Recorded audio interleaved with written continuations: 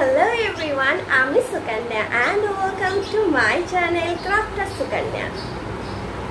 তো আমি না রিসেন্টলি মার্কেটে গেছিলাম এবং মার্কেট থেকে আমি দেখলাম যে এই টাইপের মানে ভীষণ সুন্দর বিডস আর কি, বিডসের আর কি এরকম মালা যেগুলো লোকে শুধু এইভাবেই পরে, কিন্তু আমি ভাবলাম যে শুধু এইভাবে না পরে বা করি না আটকে যদি এর সাথে কিছু ইনোভেটিভ করা যায় তো চলো এটার সাথে কিছু একটা নিউ ট্রাই করি। আর তার সাথে আমি পেয়েছি হচ্ছে এরকম আউল। তো এরকম রেড মালা এবং তার সাথে আউল, মানে এটাকে উডেন আউল বলা হয়, তো এর সাথে কি কাজ করা যায়। তো তার আগে সবাইকে একটু বলবো যারা নতুন দেখছো তারা প্লিজ চ্যানেলটাকে সাবস্ক্রাইব করে পাশে থেকো।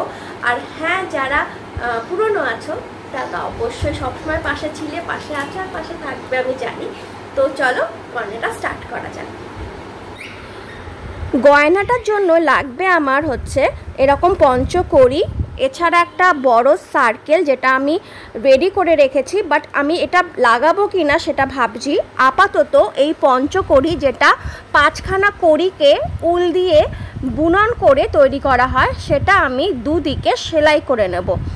তোমরা চাইলে এটাকে সেলাই না করে অ্যাজ এ গ্লু দিয়েও লাগাতে পারো, কিন্তু যদি শেষ মুভমেন্টে কাস্টমার বলে যে রেডের বদলে হোয়াইট বা অন্য কিছু লাগিয়ে দাও তখন কিন্তু একটু অসুবিধা হয়, তাই বেটার হচ্ছে স্টিচ করে নেওয়া। একটু ভালো সুতো ইউজ করো, সব দিকেই সুন্দর করে লাগিয়ে দিও ভালো করে, যাতে এটা ছিঁড়ে না যায় বা খুলে না যায়। আমি দুদিকেই মানে সেম ডাইরেকশানে জাস্ট অপোজিটে সুন্দর করে আমি লাগিয়ে দিয়েছি। তো আমার এটা লাগানো কমপ্লিট। এবার নেক্সট আমি ইয়ালোটা ভাবছিলাম অ্যাকচুয়ালিতে, তার জন্য রেডি করে রেখেছিলাম, কিন্তু লাস্ট মোমেন্টে আমার মনে হলো যে না, একটু গামছা দিয়ে ট্রাই করা যাক। তো তার জন্য আমি একটা বড় সার্কেলকে গামছা দিয়ে মুড়ে নিচ্ছি। আগের দিনই দেখিয়েছিলাম এবং বলেছিলাম যে গামছাটা এখন ভীষণ ট্রেন্ডিংয়ে যাচ্ছে, তো তার জন্য আমি একটা বেস রেডি করে নিচ্ছি যেটা গামছা মোড়া থাকবে। তো আমি দেখো রেডি করছি। তোমরা চাইলে গামছা ছাড়াও কিন্তু অন্য কাপড় ইউজ করতে পারো। আমার বেসটা প্রায় রেডি হয়ে এসেছে।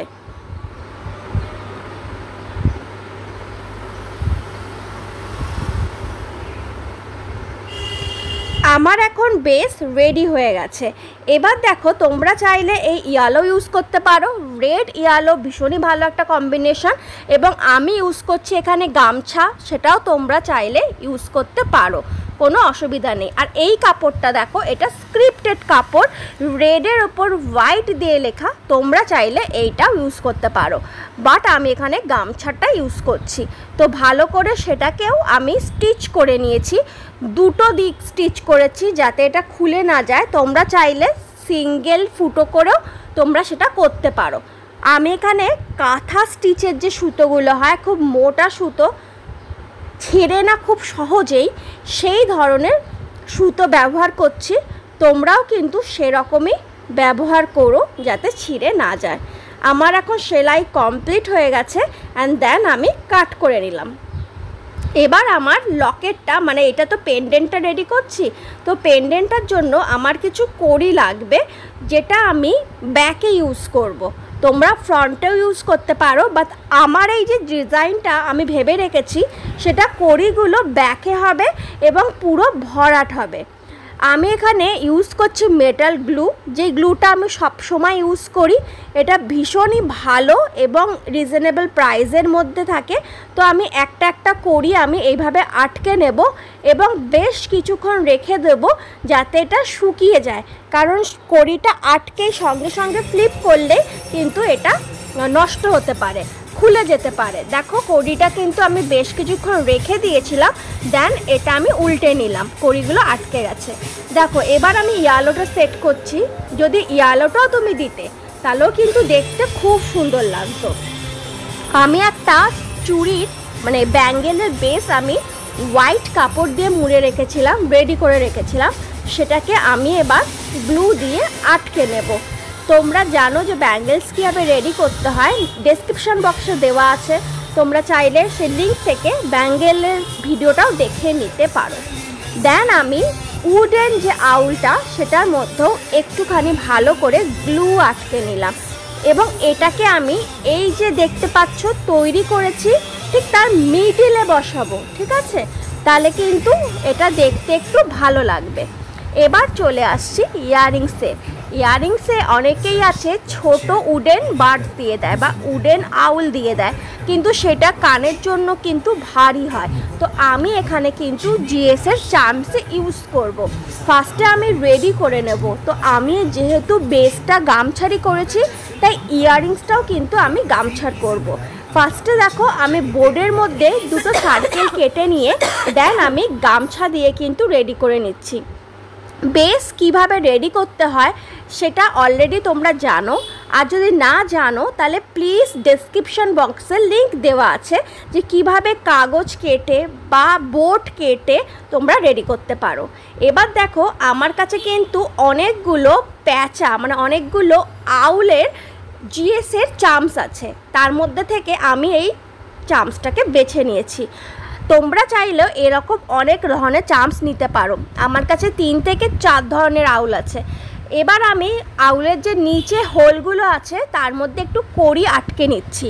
যেহেতু পেন্ডেন্টটা যেটা রেডি করেছি সেটার মধ্যেও একটা কড়ির এফেক্ট আছে, তাই জন্য আমি যে চার্মসটা ইউজ করছি অ্যাজ এ ইয়াররিংসে সেখানেও কিন্তু আমি ছোট ছোট কড়ি দিচ্ছি।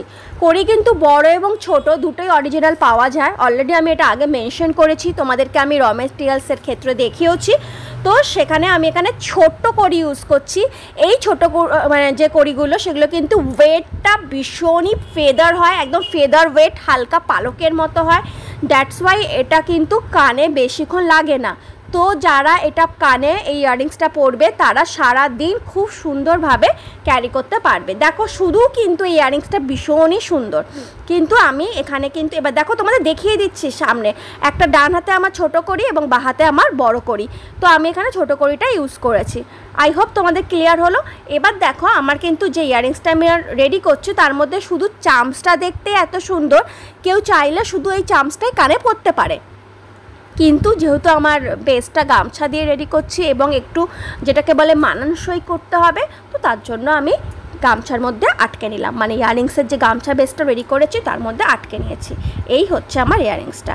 তো ইয়াররিংসও রেডি হয়ে গেছে। এখন দেখো পুরো নেকলেসটা কমপ্লিট। আই হোপ তোমাদের জিনিসটা ভালো লেগেছে। যদি ভিডিওটা ভালো লেগে থাকে এবং কিছু শিখতে পেরেছো তাহলে প্লিজ চ্যানেলটাকে সাবস্ক্রাইব করে পাশে থেকো এরকমই নিত্য নতুন গয়নার ডিজাইন শেখার জন্য। আর হ্যাঁ, অবশ্যই কমেন্টস করতে ভুলবে না, কি শিখতে চাইছো, কি দেখতে চাইছো, অবভিয়াস ব্যাপার আমাকে অলওয়েজ জানিও।